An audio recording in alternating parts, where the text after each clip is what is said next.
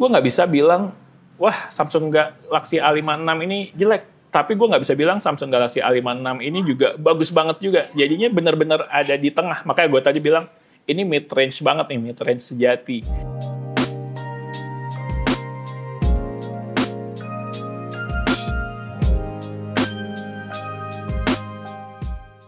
Halo semuanya, welcome to The Grid, bareng gue Rangga. Sekarang gue lagi pakai Samsung Galaxy A56. Ini gue udah pakai mungkin sekitar sebulanan kali ya. Dan gue mau share nih pengalaman pribadi, experience gue pakai Samsung Galaxy A56 ini. Kira-kira gimana experience-nya, kemudian selain desainnya yang emang oke, performance-nya gimana, yuk kita bahas. Tapi sebelum lanjut, jangan lupa subscribe dulu ke channel The Grid. Karena di channel ini kita bakal banyak ngomongin tentang gadget, desain, dan teknologi dalam kehidupan sehari-hari. Dan juga kita bakal upload video baru setiap minggu. Oke, lanjut kita bahas Samsung Galaxy A56. Oke, sekarang bahas desainnya dulu, terutama di bagian belakang. Untuk desainnya sendiri sebenarnya menurut gue nggak terlalu banyak perubahan atau perbedaan dari pendahulunya, yaitu Samsung Galaxy A55. Secara feel in hand, secara dipegangnya tuh menurut gue masih mirip. Perbedaan utama terletak di frame kameranya. Frame kameranya ini kalau di Samsung Galaxy A55 kan terpisah-pisah, sekarang dia udah digabung dalam satu frame hitam kayak gini, jadi bentuk kameranya tuh terlihat lebih menyatu. Ini ngingetin gue juga sama smartphone-smartphone-nya Sony belakangan ya, Samsung Xperia yang Mark 7, Mark 6 itu desainnya mirip-mirip kayak gini. Anyway, desain yang kayak gini jadi pembeda ya buat yang udah lumayan bosan sama desain hardware-nya Samsung belakangan ini. Lumayan lah, jadi ada refreshment. Oh ya, varian yang gue pegang ini warnanya olive green. Gue cukup suka sama warnanya yang menurut gue agak tone down, nggak bright, tapi tetap enak untuk dilihat dan lebih kalem gitu. Jadi kesannya tuh lebih mature, lebih dewasa.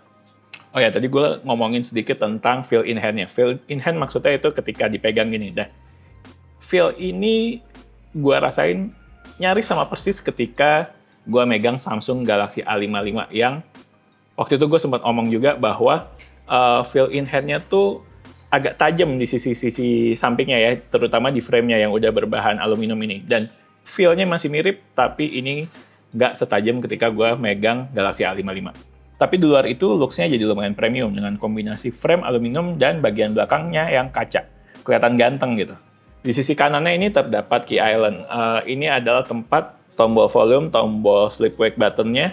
Itu ada kayak jendolan dikit dibandingkan frame-frame sisi atas sama bawahnya. Ini juga jadi semacam ciri khas dari seri A-nya Samsung, terutama dari A5 series tahun lalu ya. Ada sedikit tonjolan yang namanya key island. Ini juga jadi pembeda dibandingkan dengan Samsung Galaxy S series, karena di Galaxy S series itu nggak ada nih key island ini. Cuma ada di Samsung Galaxy A series doang. Sekarang kita beralih ke bagian depan. Untuk di depannya sendiri ada layar dengan ukuran 6,7 inch dengan resolusi Full HD+. Layarnya sendiri menurut gue cukup besar, naik sedikit dibandingkan Samsung Galaxy A55 tahun lalu, kalau nggak salah itu 6,6 inch, kalau nggak salah ya, nanti silakan cek lagi. Cuma ini ukurannya naik sedikit, 6,7 inch. Cuman ini secara bezel menurut gue masih kelihatan lumayan tebal. Sisi kiri, sisi kanan mungkin lebih tipis, tapi bagian bawahnya tuh sedikit lebih tebal dibandingkan sisi kiri dan kanannya. Tapi so far menurut gue ini bukan masalah, gue nggak pernah masalah juga sama bezel tipis, bezel tebal. Yang penting menurut gue ya layarnya bagus, dan menurut gue layar Samsung Galaxy A56 ini secara spesifikasi udah cukup baik. Tingkat kecerahan layarnya udah baik sampai dengan 1900 nits sehingga super aman nih buat dipakai outdoor. Dengan proteksi Gorilla Glass Victus Plus di bagian depan. Boleh dibilang layar Samsung Galaxy A56 ini udah cukup baik untuk di kelasnya, kelas mid-range. Oke, lanjut sekarang gue mau ngebahas software dan fitur-fiturnya. Nah, di sini menurut gue Samsung Galaxy A56 ini menjadi menarik karena Samsung Galaxy A56 udah pakai One UI 7 dan Android 15 out of the box. Jadinya nggak perlu install software lagi ketika pertama kali dibuka dari kotaknya. Dan malah jadi duluan, karena beberapa seri flagship Samsung keluaran lama pun bahkan ada yang belum mendapatkan update One UI 7 secara merata. One UI 7 ini menurut gue menarik terutama karena perubahannya cukup banyak dari One UI 6, terutama di bagian desainnya. Ini punya tampilan baru, visual refreshment yang baru dengan warna-warna yang lebih vibrant, kemudian icon-icon yang baru, widget-widget yang lebih dirapihin. Jadi menurut gue One UI 7 ini secara desain itu improvement yang cukup besar dibandingkan One UI 6. Secara desain lebih diperhatikan, bentuk-bentuk ikonnya lebih dirapihin, warna-warna yang dipakai juga menurut gue lebih enak dipandang di mata. Terus widget-widget, terutama widget-widget ini udah lebih dirapihin secara ukuran, secara radius corner, ukuran sudut-sudutnya tuh lebih dirapihin. Jadi lebih balance, lebih enak lah untuk dilihat dan lebih nyaman juga buat dipakai.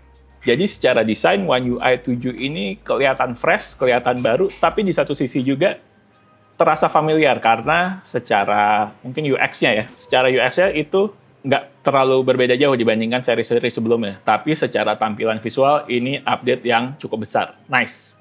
Ada beberapa fitur baru di One UI 7 ini. Salah satunya adalah Nowbar. Nowbar ini sebenarnya adalah semacam preview test atau aplikasi yang sedang berjalan tapi bisa dilihat tanpa perlu ngebuka lock screen. Jadi tetap ada di lock screen, bisa kelihatan progresnya. Simpelnya, ini adalah Dynamic Island tapi di bawah, bukan di atas kayak di Apple. Nah, Nowbar ini menurut gue cukup berguna. Ada beberapa fitur yang udah mengaplikasikan, udah memakai fitur Nowbar ini, kayak contohnya buat musik, kemudian buat Maps kayak yang gue pakai sekarang, buat Samsung Health dan lain-lain. Cuman nggak tahu ini bug atau bukan ya. Gue nemu satu keanehan di fitur Nowbar ini ketika masuk ke AOD screen kayak gini. Jadi ketika masuk ke menu AOD screen ini, si Nowbar-nya itu pindah-pindah ke kiri, kadang ke kanan. Tapi kalau dibuka dia balik lagi langsung ke tengah. Cuma ketika di fitur AOD dia geser-geser gitu ke kiri atau ke kanan. Ini kayaknya sih bug ya, tapi nggak tahu apakah akan segera dibetulin sama Samsung atau gimana, kita lihat aja. Selain itu, banyak juga fitur-fitur AI yang udah dimaksimalin, baik dari fitur AI Samsung-nya sendiri atau fitur AI dari Google. Contohnya kayak misalkan dari Google tuh ada Circle to Search, kemudian ada Gemini. Nah, kalau untuk dari Samsung-nya sendiri ada fitur kayak AI Live, kemudian untuk AI untuk di aplikasi foto tuh juga udah banyak nih improvement-nya. Dan untuk fitur AI pengolah foto, ini banyak nih fitur AI-nya. Contohnya kayak Object Eraser, Eraser Reflection, Remaster, Background Blur, dan ada juga fitur Base Face. Ini cukup berguna sih untuk bikin foto-foto lo jadi lebih bagus. Dan untuk software update supportnya sendiri jadi lebih panjang nih. Kalau dulu mungkin Samsung itu software update-nya bisa sampai 4 kali update OS, sekarang di Samsung Galaxy A56 ini sampai 6 kali upgrade OS dan juga security update. Jadi lebih panjang masa penggunaannya. Agak-agak mirip iPhone ya, masa penggunaannya bisa lumayan panjang. Tapi menurut gue itu gestur yang cukup bagus dari Samsung dan dari Google untuk bikin support update OS-nya itu panjang. Bisa sampai 6 kali di Samsung Galaxy A56 ini. Kalau untuk performa, gue mau bahas singkat aja. Untuk performa, dia pakai chipset Exynos 1580 yang merupakan versi upgrade dari tahun lalu, Exynos 1480, dan secara performa katanya meningkat 20%. Kalau gue cek-cek, Antutu score itu sekitar 900 ribuan, dan menurut gue itu udah cukup untuk penggunaan sehari-hari. Gue juga main game sedikit-sedikit di Samsung Galaxy A56 ini, ada Zenless Zone Zero sama CODM, dan ya cukup lancar lah untuk penggunaan main game ringan. Tapi untuk penggunaan sehari-hari, menurut gue performanya udah lebih dari cukup. Oke, sekarang beralih ke baterainya. Untuk baterainya sendiri, Samsung Galaxy A56 ini menggunakan baterai dengan kapasitas 5000 mAh. Itu cukup besar sebenarnya baterai dengan kapasitas 5000 mAh. Tapi kalau perhatiin tren teknologi belakangan ini dengan baterai silikon karbon, kayaknya smartphone mid-range tuh udah banyak baterai yang pakai baterai dengan kapasitas 6000 sampai 7000 mAh. Jadi 5000 mAh jadinya kelihatan agak sedikit ketinggalan. Tapi menurut gue sebenarnya masih oke-oke aja untuk pemakaian seharian, masih dari pagi sampai malam mungkin masih bisa dipakai seharian gitu ya. Dan untuk baterainya mungkin ketika di malam tetap udah harus nge-charge. Tapi ya menurut gue untuk sehari pemakaian Samsung Galaxy A56 ini udah oke lah, tetap bisa dipakai dengan lancar tanpa lo mesti nge-charge di tengah-tengah hari gitu. Tapi untungnya dia untuk chargingnya itu udah support sampai 45 watt fast charging. Jadinya ini bahkan katanya lebih cepat daripada beberapa tipe S25 ya. Kalau nggak salah yang basic tuh cuma support 25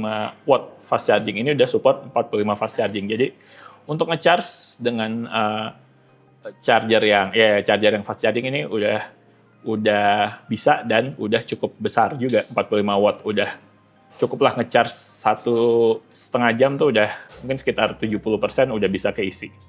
Enak, teknologi fast charging jadinya nggak perlu lama-lama buat ngecharge smartphone, nggak perlu ditinggal tidur. Pagi-pagi colok, ya udah tinggal mandi, tinggal kamar mandi bisa langsung dipakai buat aktivitas seharian. Oke, sekarang kita ke bagian kameranya. Untuk kameranya sendiri, dia punya setup triple kamera dengan konfigurasi main kamera 50 megapiksel OIS dengan sensor Sony IMX906, ultra wide 12 megapiksel dengan sensor IMX258 dan sensor makro 5 megapiksel. Untuk kamera depannya sendiri pakai resolusi 12 megapiksel.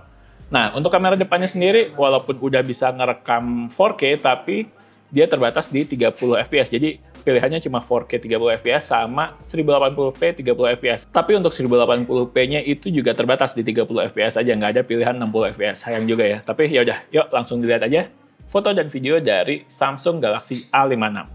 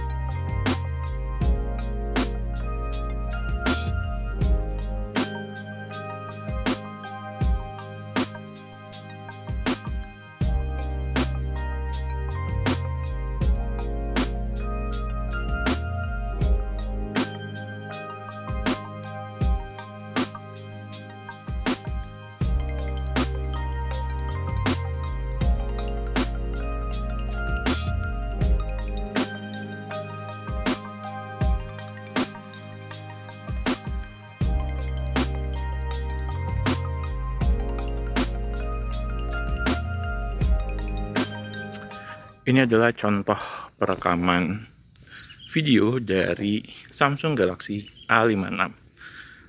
Kurang lebih seperti ini. Kemudian dia itu punya option perekamannya ada HD, Full HD sama Ultra HD 4K di 30 fps dan 60 fps. Gitu. Bisa mode zoom 2 kali, 4 kali, 10 kali. Goyang ya. Oke, balik lagi ke satu. Nah, ada mode super steady-nya juga. Tadi bisa diaktifkan kalau misalkan sekiranya butuh mode super steady. Tapi yang ini nggak dinyalain super steady-nya. Oke, kurang lebih kayak gini ya untuk perekaman video dari Samsung Galaxy A56. Oke, dan ini adalah perekaman kamera depan dari Samsung Galaxy A56. Nah, kalau untuk perekaman kamera depannya, dia tuh cuman ada mode HD, Full HD, sama Ultra HD sama, tapi cuman punya 30 fps, jadi nggak ada mode 60 fps, dan kita nggak bisa zoom juga kalau dari kamera depan. Tapi kurang lebih kualitasnya kayak gini untuk kamera depannya Samsung Galaxy A56. Nah, ini kita nyobain sambil lari pagi komplek rumah.